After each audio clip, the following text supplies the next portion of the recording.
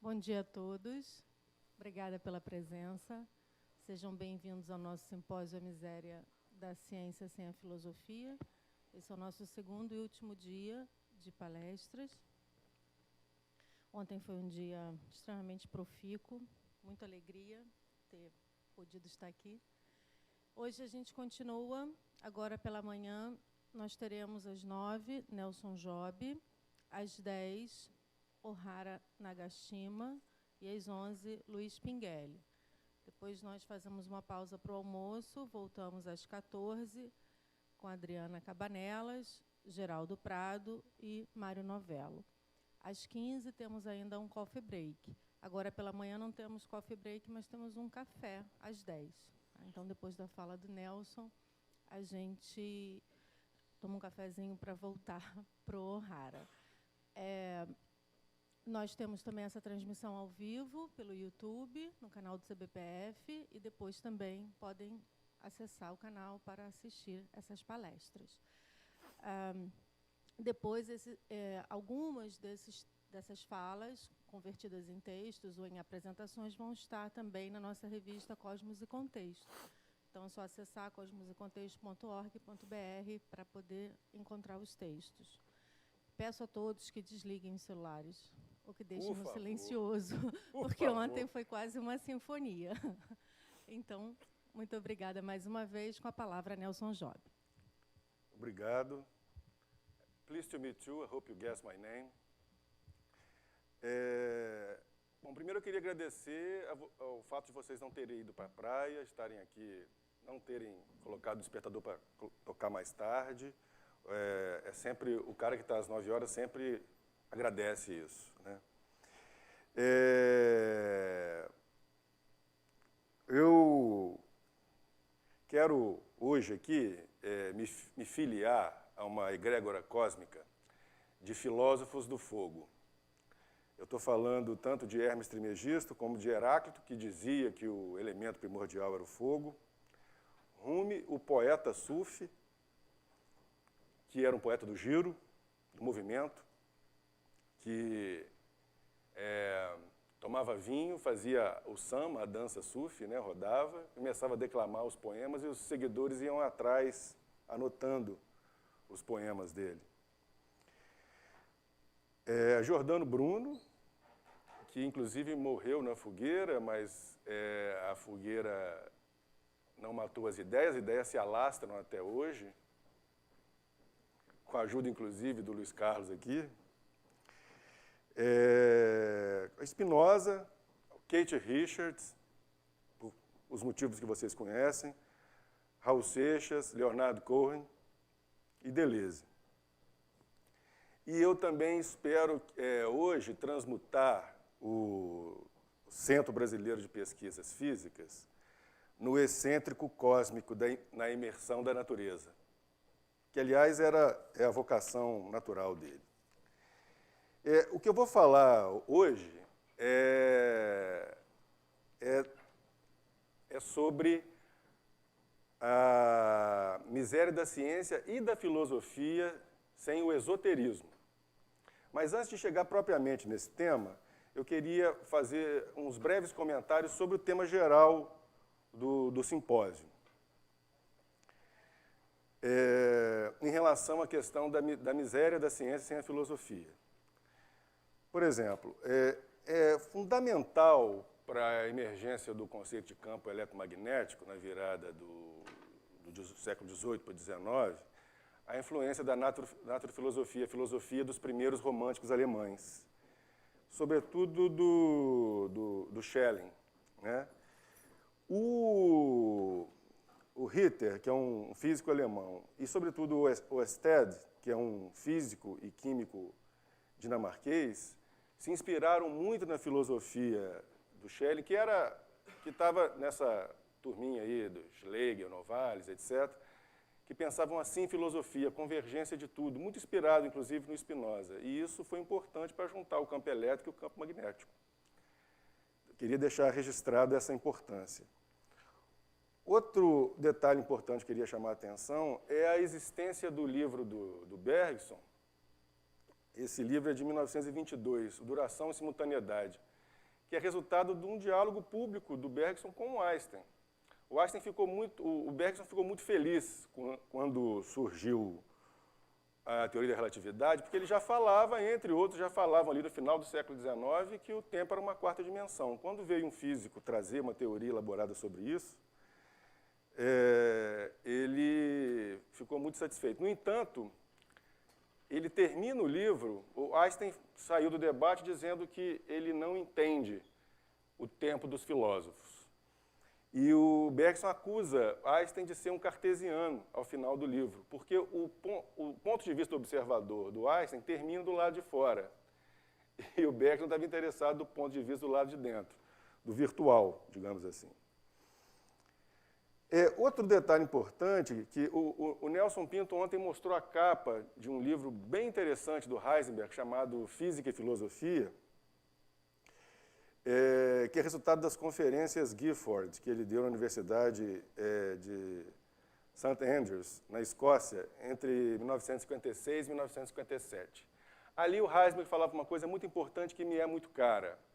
Ele dizia assim, se você pegar as frases do Heráclito, né, a gente só conhece 127 fragmentos, eu acho, alguma coisa assim, e trocar a palavra fogo. Lembre-se que o Heráclito vai dizer que fogo é o elemento primordial.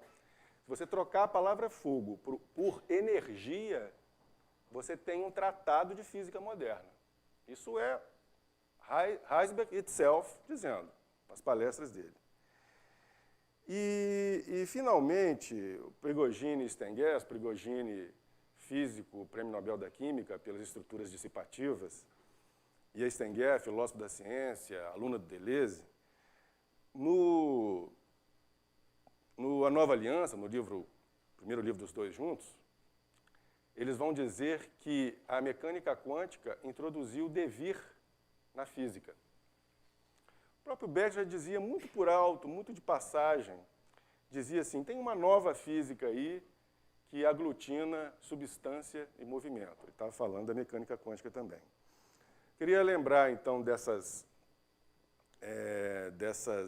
passagens que eu acho que são muito importantes para o nosso diálogo de ciência com filosofia, né?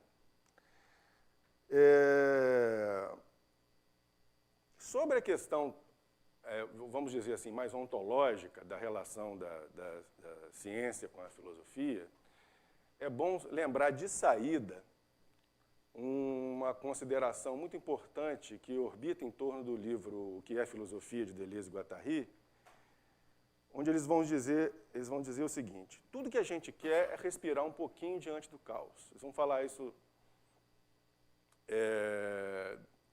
num trecho do livro, mas o livro inteiro é um pouco sobre essa questão. E para respirar um pouquinho diante do caos, a gente cria as três caoides.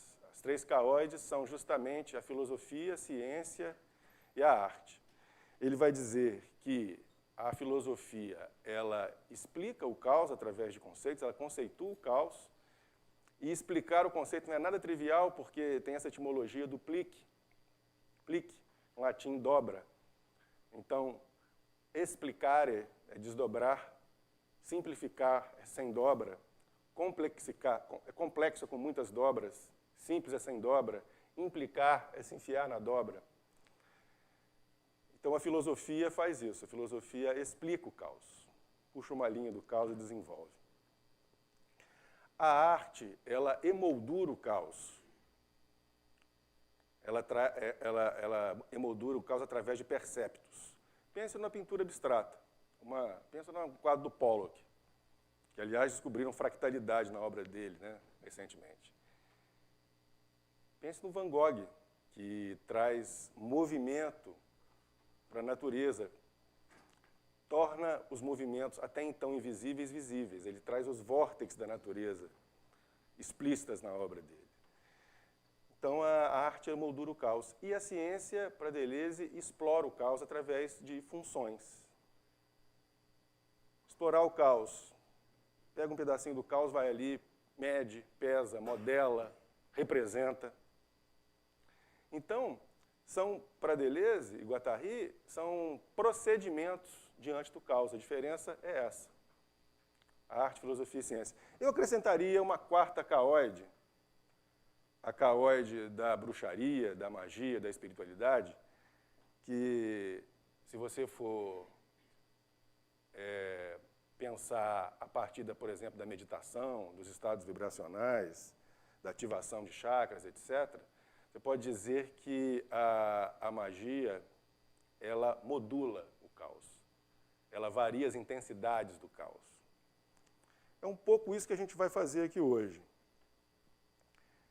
Como fractal da fala toda, eu queria me reportar a esse quadro do Klimt, Medicina. A história é muito curiosa. Em 1894, o Ministério da Cultura pediu para o Klimt criar três quadros com o objetivo de adornar o Salão Nobre da Universidade de Viena. Ele pintou os quadros entre 1898 e 1904. Os resultados foram 3 quadros: filosofia, medicina e jurisprudência. Medicina é esse que está aí. Os quadros geraram polêmica entre os acadêmicos e a população, e eles foram retirados até serem, supostamente, isso não se tem certeza na história da arte, mas supostamente foram destruídos pelos nazistas. Não acontece nada parecido hoje. Destruir cultura, nada disso. Hoje não tem mais nada disso, né?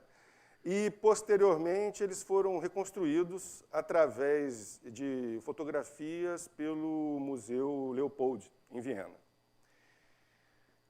Esse segundo quadro, Medicina, que é de 1901, destacava a deusa grega da saúde, Hígia, filha de Asclépio, que é o deus da medicina.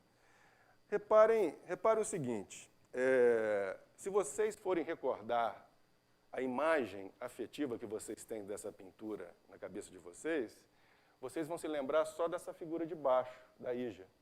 Vocês não vão se lembrar tanto dessas figuras aí acima. Esses espíritos, essas entidades, essa caveira, etc. As pessoas peladas. Em ímãs de geladeira, em reproduções na internet,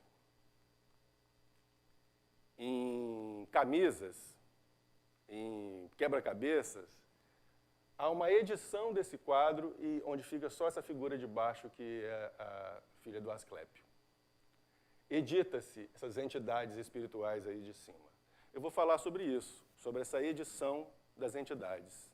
Em outras palavras, hoje eu vou conjurar demônios aqui.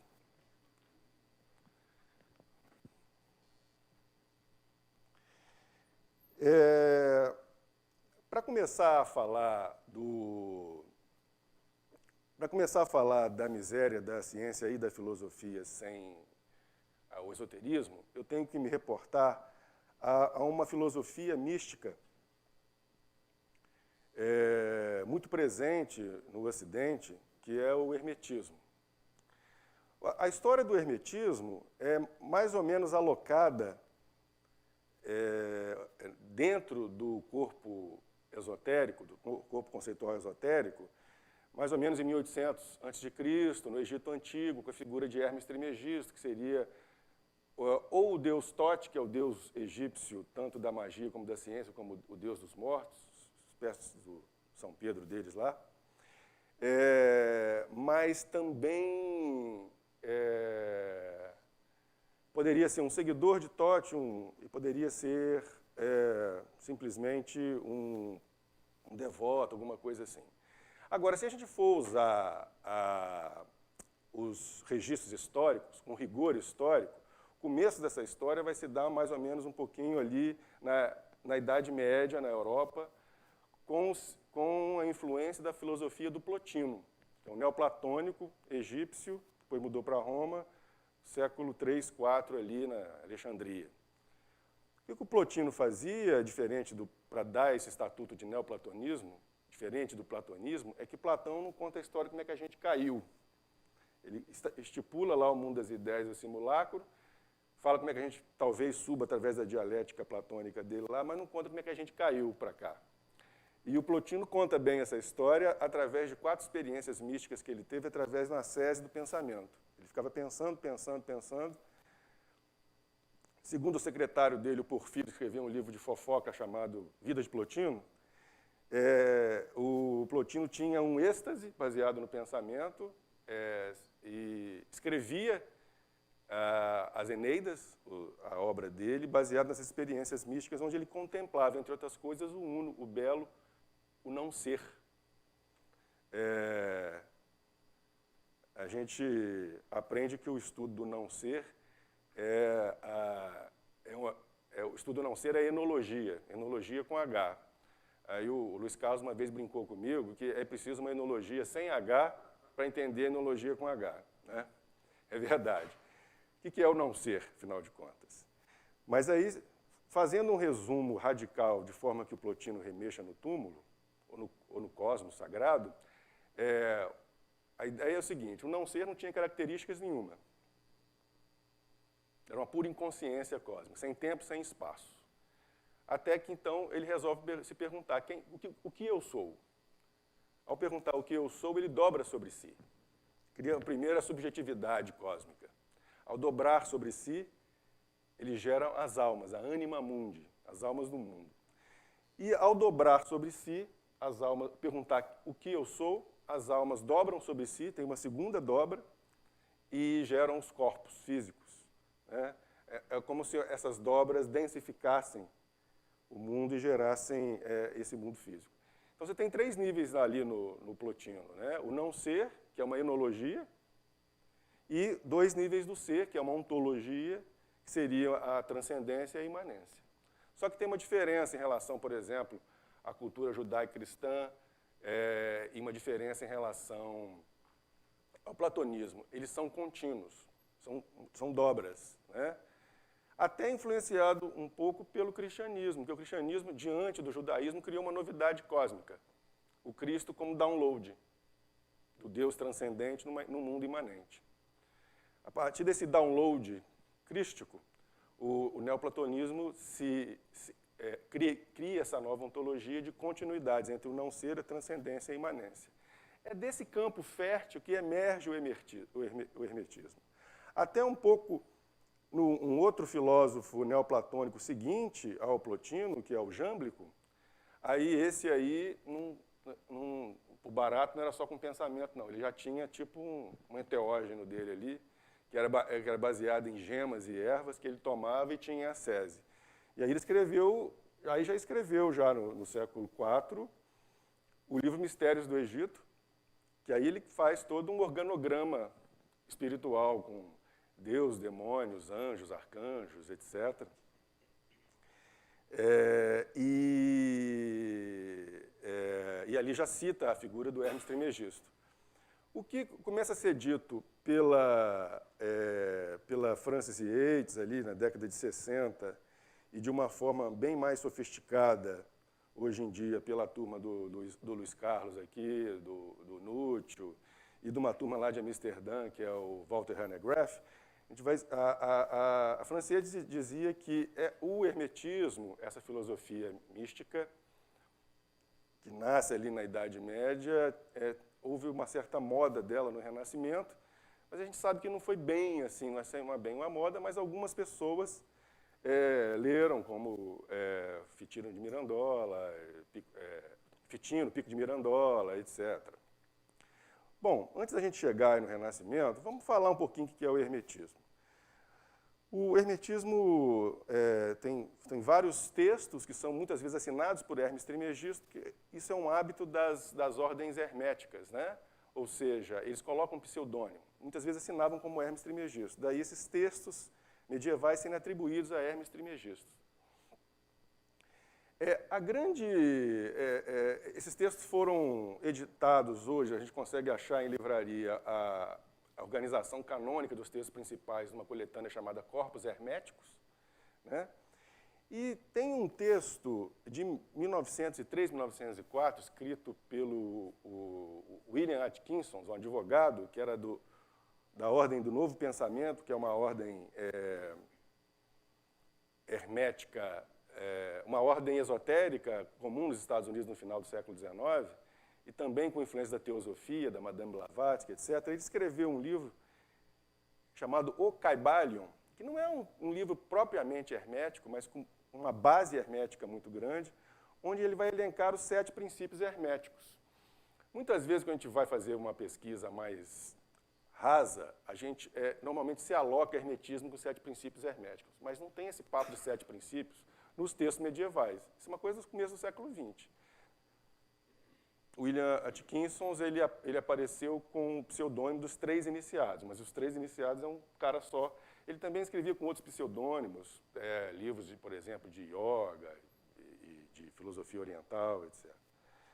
Uma espécie de Paulo Coelho da época. Mas esses 7 princípios são muito interessantes, a gente consegue ter uma base boa do hermetismo através deles, então a gente vai usar aqui os 7 princípios com alguns adendos. Primeiro, entendendo que não é um hermetismo puro, se torna hermetismo porque vira um texto de referência para o hermetismo, apesar de não ser um hermetismo puro. O fato dele colocar esse pseudônimo dos 3 iniciados é para dar uma imagem que o texto é antigo, mas não é.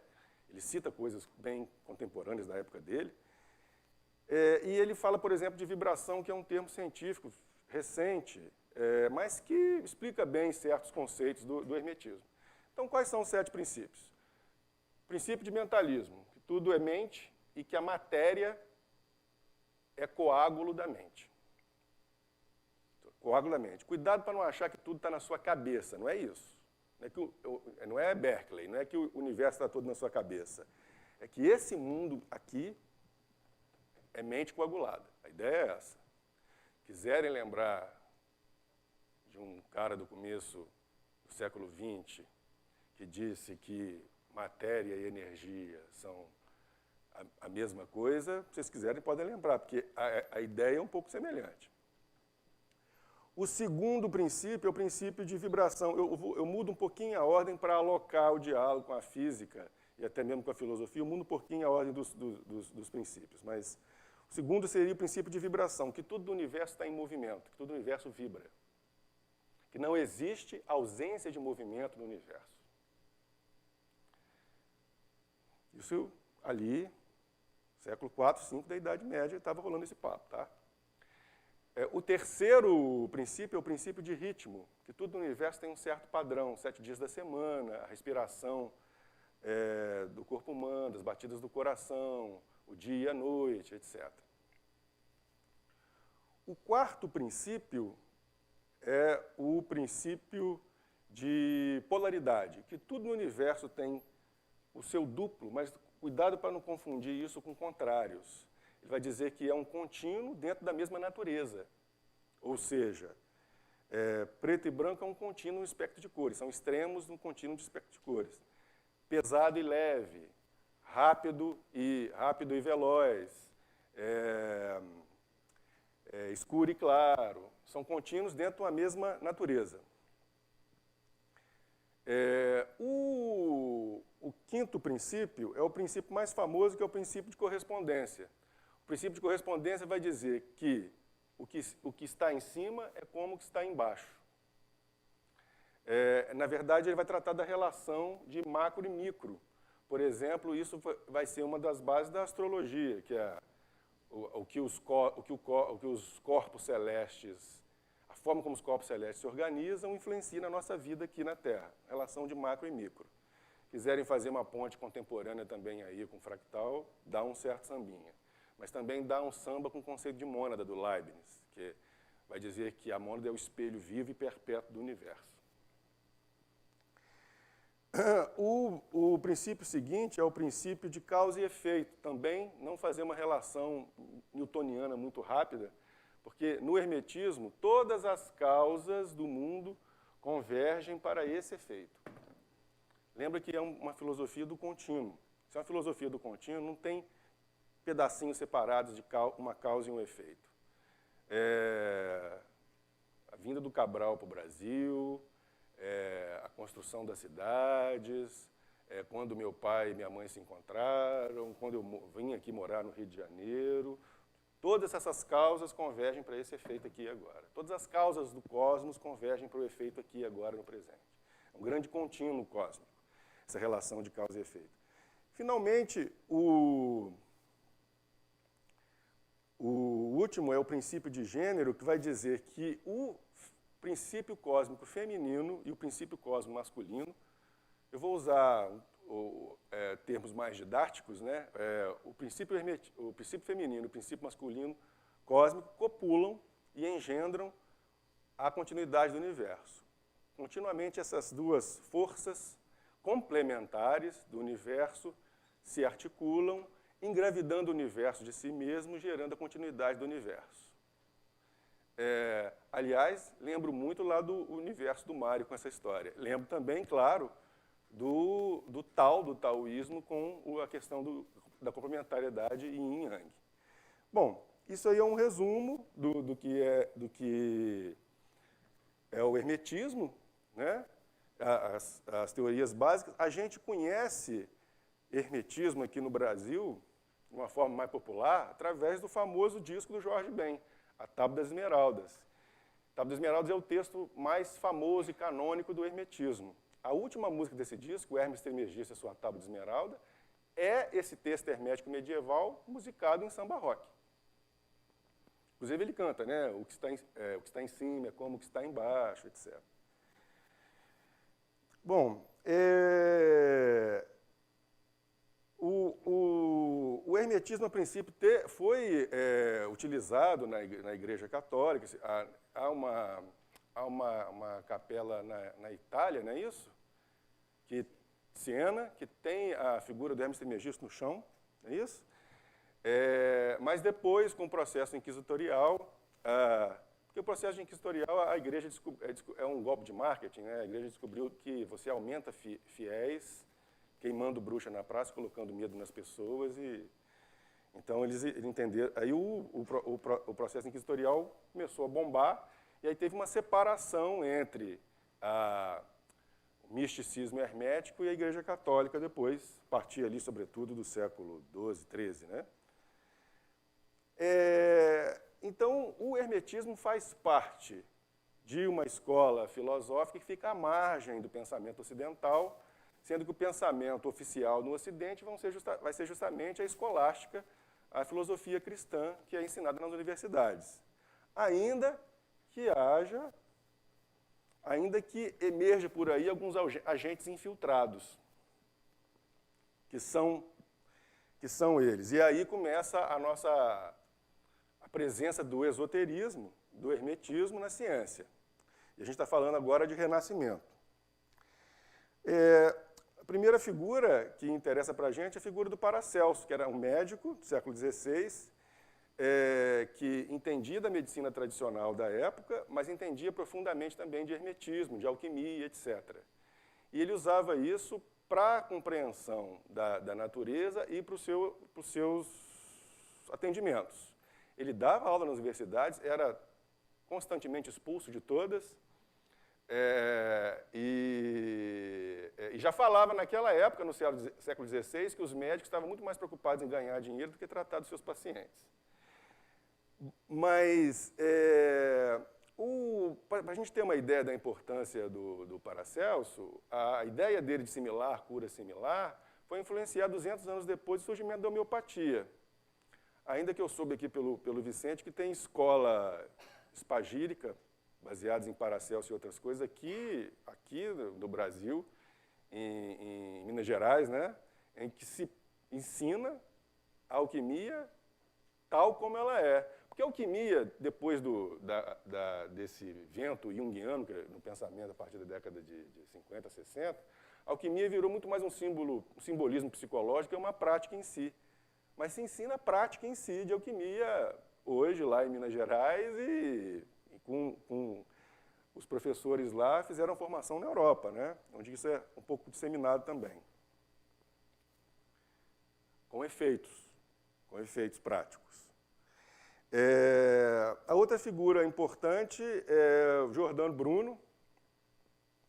Giordano Bruno, que era membro da igreja, mas que conhecia profundamente hermetismo e conhecia profundamente a arte da memória, que é essa técnica de memorização que era muito importante na era pré-Gutenberg, né? e que veio a ser queimado pela Inquisição.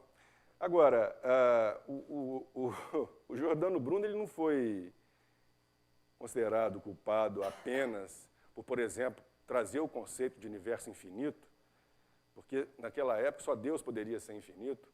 A gente pode entender muito o Giordano Bruno como se fosse uma espécie de proto-Spinoza.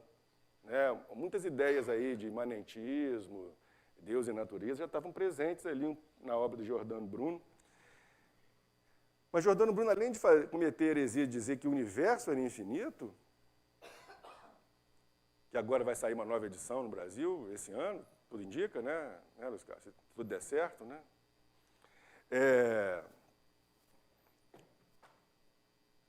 O Giordano Bruno ele era dramaturgo, ele escrevia peças sobre as figuras da igreja que ele conhecia, bispos, etc. E, claro, contava a baixaria toda. Então, depois disso, aí que não teve jeito dele se salvar. Porque no primeiro processo inquisitório ele conseguiu se safar, não é isso? Aí no segundo ele foi considerado culpado. A outra figura importante é o Kepler. A mãe do Kepler, a Catarina, uma moça muito peculiar, ela tomava vinho no crânio do ex-marido. E ela era uma espécie de benzedeira, ela fazia ervinhas para curar a doença das pessoas e tudo, mas dizem que era uma mulher muito mal educada.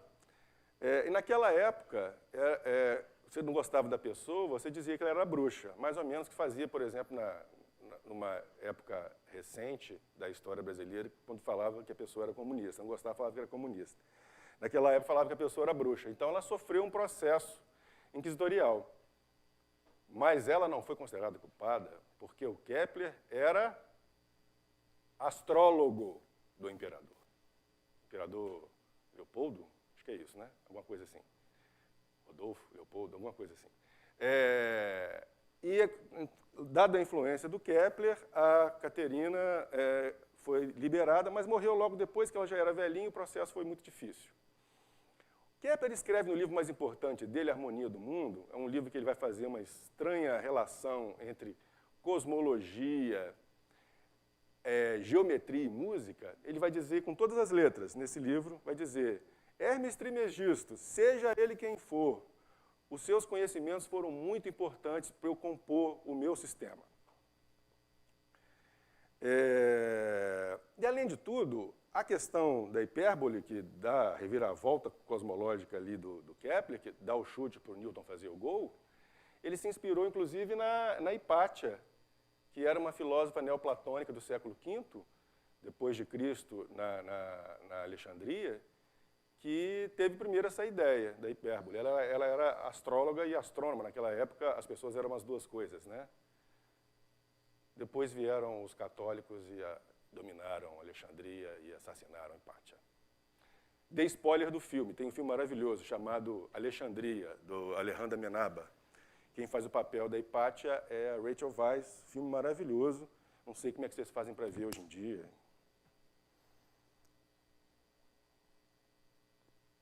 Foi traduzido aqui no Brasil como... O filme original chama Ágora.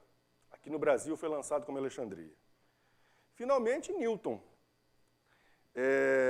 Newton, ele era dono de uma das maiores bibliotecas alquímicas do século XVII e herméticas. Ele traduziu, foi o primeiro a traduzir para o inglês a Tábua da Esmeralda, aquele tal texto canônico que eu disse, que era um texto canônico do hermetismo. Mas, segundo a Beth Dobbs, que é uma grande estudiosa inglesa sobre a obra alquímica do Newton, ela vai dizer que a alquimia, o hermetismo e o ocultismo em geral influenciaram muito no conceito de gravidade do Newton. Porque, olha só, o Newton, na época de Newton, o que vingava era o plano cartesiano, uma coisa só se mexia quando outra coisa encostava nela. Uma alteração à distância, como é o caso da gravidade, é uma matematização de um conceito ocultista, de um conceito de forças ocultas. Ele matematiza isso e vai trazer a ideia de gravidade, que, aliás, até para o homem médio, o conceito de gravidade é um pouco esquisito até hoje. É uma ideia de que tudo se atrai. Tudo, todos os corpos se atraem. Né? O Newton publicou em vida só os textos científicos. E o Principia é um texto todo blindado. Ele, inclusive, na primeira edição, ele falava que acreditava na transmutação da matéria. Na segunda edição, ele tirou essa afirmação que foi para a óptica. A coisa mais porra louca do Newton científica está na óptica. Agora, os textos alquímicos dele, dificílimos, cheios de símbolos, não foram publicados em vida. Nem os textos filosóficos, nem os textos teológicos. Isso ficou escondido num baú durante séculos, até que um parente descobriu e foi arrematado num leilão pelo Keynes, o economista. Ele doou para a universidade, hoje esses textos estão disponíveis. A gente tem no Brasil uma tradução de um artigo alquímico do Newton, mas no segundo livro da Beth Dobbs, de Janus Facts of Genius, no apêndice tem a inclusão de vários desses textos alquímicos. Então é importante a gente lembrar de um detalhe. Se eu for levar bem a sério essas características, o Newton como um pensador ocultista, hermético e cientista, hoje a Wikipédia fala isso, tá?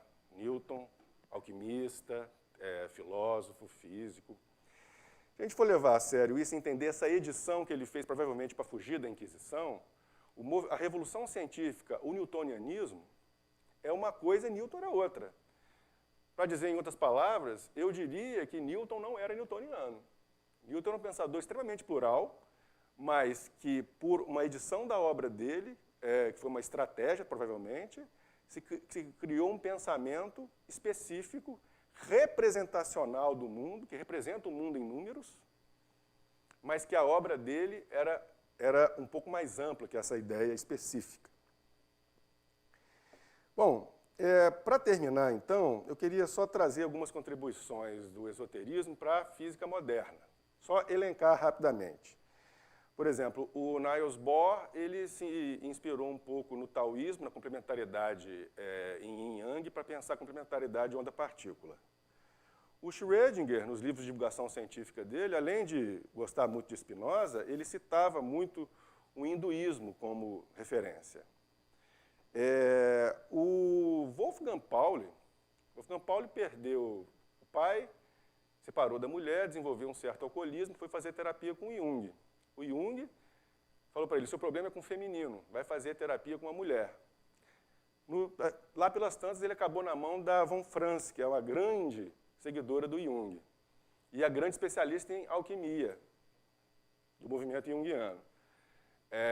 Então, a von Franz ia fazer a supervisão dos casos clínicos do Pauli com o Jung. E Jung ficou abismado de ver o quanto que os sonhos do Pauli, físico quântico, eram alquímicos. Ele escreveu um livro chamado Psicologia e Alquimia, baseado nos sonhos alquímicos do Wolfgang Pauli. E ficaram amigos, tanto que existem as cartas publicadas do Pauli e do Jung, Átomo e Arquétipo, onde eles estavam querendo criar uma psicologia quântica. E o conceito de sincronicidade, que é a simultaneidade entre inconsciente e mundo do Jung, foi inspirado nessas conversas com o Wolfgang Pauli. O Wolfgang Pauli, ele também era adepto do hinduísmo e daqueles elementos todos da psicologia junguiana, né? Dizem as más línguas que o Einstein morreu lendo a Madame Blavatsky, a Cosmogênese da Madame Blavatsky, o primeiro livro da doutrina secreta. Eu intuo que ele queria uma pista para a teoria da unificação ali, que daria uma pista boa mesmo, mas ele morreu antes de dar alguma ideia. Bom, daria para fazer, não é o caso agora, a gente pode talvez desenvolver isso depois, mas dá para fazer uma equivalência dos princípios herméticos com algumas funções da física moderna. Por exemplo, o mentalismo com a questão de matéria e antimatéria, ou com vazio quântico, a questão da hipótese das supercordas com a vibração, o atrator estranho com o princípio de ritmo, o emaranhamento quântico com a polaridade, os fractais com o princípio de polaridade, de correspondência, as partículas elementares ali mesmo com as não elementares, desculpa, com a questão do causa e efeito, e aí, como eu disse, o bouncing do Mário, com a questão ali do princípio de gênero e outras coisas. Mas isso aí a gente pode conversar depois. A minha tese de doutorado, que foi orientada inclusive pelo Pinguelli, que está aqui, falava um pouco disso. Depois o meu livro, Ontologia Onírica, era um pouco sobre isso também. Bom, eu queria terminar com um poema do Stephen George, um poeta do final do século XIX. Quem traduziu esse poema foi um físico brasileiro chamado Eduardo Campos Valadares, da UFMG, que tem um grupo transdisciplinar lá, que envolve tanto física como poesia. Já serve aí como cenas do próximo capítulo do evento de cosmologia e literatura do ano que vem nosso aqui. O poema, segundo esse físico, Eduardo Campos Valadares, é um poema que fala muito bem da complementariedade onde partícula da mecânica quântica que ia ser solidificado nas próximas décadas ali, na Alemanha, né? O poema é o seguinte: sou o único e sou o dual. Sou o ventre e sou a semente. Sou a bainha e sou o punhal. Sou a dor e sou o doente. Sou o horizonte e sou o olhar. Sou a lança e sou o lançador. Sou o fiel e sou o altar. Sou o fogo e sou o calor. Sou miserável e abastado. Sou o símbolo e sou o indício. Sou sombra e sou iluminado. Sou um fim e sou um início. Evoé.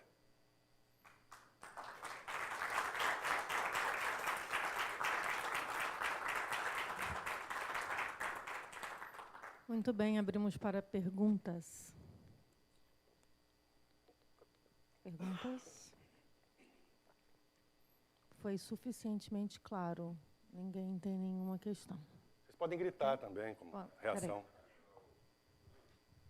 Se a obra dos irmãos Barbeau, que está disponível em espanhol, André Barbeau, o astrólogo conhecido, né? E o Armand Barbeau, o irmão menos conhecido, que com a esposa escreveu um lindo livro chamado Ouro da Milésima Manhã. Está disponível em espanhol, um livro maravilhoso. O casal realiza a obra alquímica tendo como matéria-prima orvalho, recolhido em lençóis deixados no quintal durante a madrugada, e usa forno elétrico, realizando o sonho de Maria Judia, alquimista do século XIII, né? Que para dar o cozimento, o calor constante, cria o que a gente conhece hoje rotineiramente como banho-maria, né? Então, provavelmente é uma obra que é parte dessa bibliografia, né? O Ouro da Milésima Manhã. Tem o livro Os Alquimistas Judeus, do Rafael Patai, que conta essa história toda. Inclusive, Moisés é um alquimista, né? O Rafael Patai é, inclusive, um historiador da história judaica super recomendado, né? Esse livro foi publicado no Brasil e está em catálogo. Ele conta a história da Maria Judia, que a gente usa todo dia em casa, o processo alquímico dela, que é o banho-maria, né? Mais alguém? Então, agradecemos ao professor Nelson Jobs. Vamos tomar um cafezinho, 10 minutinhos. Às 10 em ponto, voltamos para a palestra de Ohara Nagashima. Depois eu cobro jabá.